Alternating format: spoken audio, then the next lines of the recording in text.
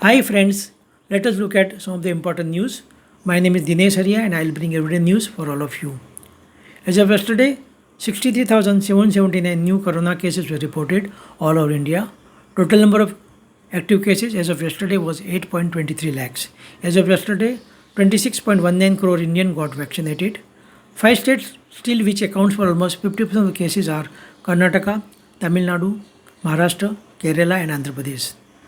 On Tuesday, the government announced a phased implementation of mandatory hallmarking of gold jewelry with effect from June 16.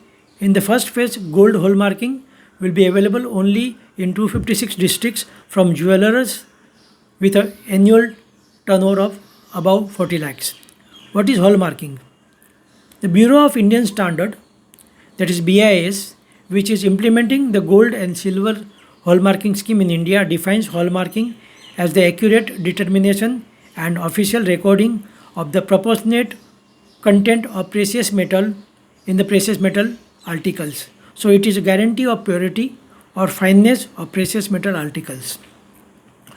Moving to provide relief to farmers amid the COVID crisis, the Union Cabinet on Wednesday cleared the decision to increase the subsidy for diammonium phosphate fertilizer from rupees 500 to rupees 1200 per bag of 50 kg and approved nutrition based subsidy rate for phosphate and potassic fertilizer for 2021-22 till the present Kharif season. The central net direct tax collection stood at 1,85,870 crores as of June 15. This is double the total tax collected during the same period last year, and this is due to a low base effect, pickup in exports, better compliance and lower refunds.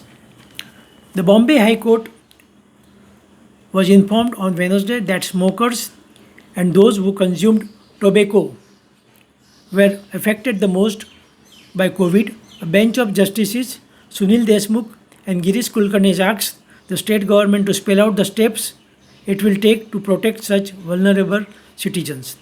BMC has urged housing societies and corporate offices to ensure all the paperwork is in place before conducting vaccination drive in their premises. Yesterday, Indian stock market declined amid profit booking by the investors, and BSE Sensex closed 271 points below the previous day closed and closed at 52,501 points. $1 was equal to 73.33 rupees. Shyam Metalic initial public offering, that is IPO, oversubscribed by 121.40 times. There is increase in interest in IPO by the retail investors all over India.